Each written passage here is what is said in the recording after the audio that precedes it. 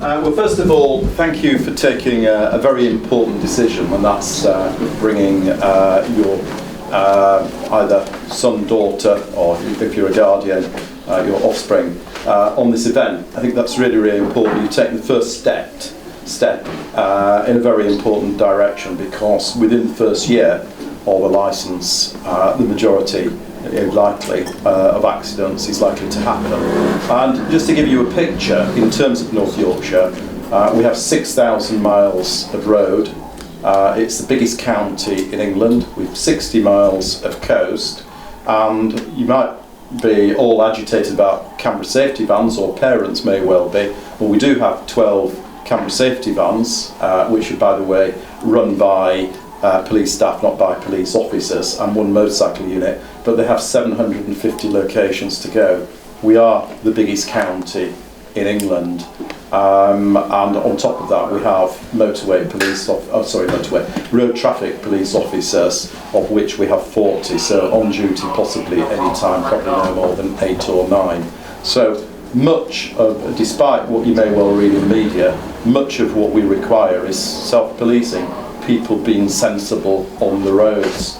So just to give you the up-to-date stats, 300, there was either killed or seriously injured. The latest stats we have, there was 350 people in North Yorkshire and York. Now the good news is that stat is improving and the number of accidents is going down. Some of that is due to better driving, some of it is due to better roads, and some of it, frankly, is down to better car technology.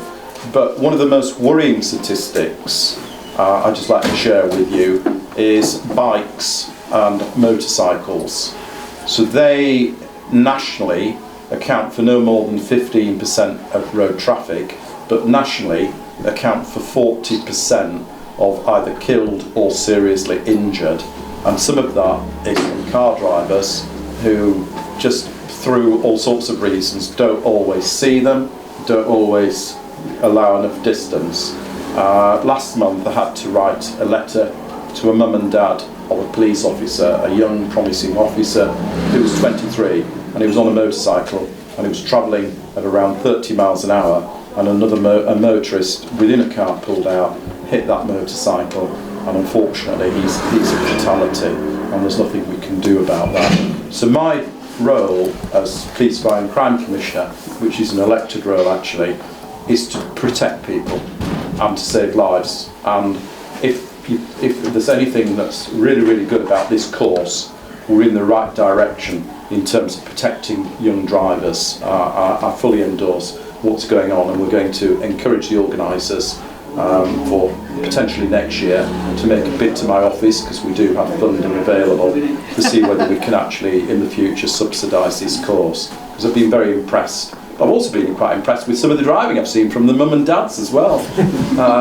The odd one of you clip the cones. I did volunteer myself, and then of course they're quite good at sending the commissioner out. They want to test me, so they decided they wanted me to go on the test, and I thought if I make a real mess of it and knock a load of cones over, it's probably not a good advert. So Terry, one of the terrorists, decided to take me out, but of course he wants to impress me with his high-speed driving, so I think the second time I hit it was 36. My head was going towards the windscreen when we were doing the instant braking and turning.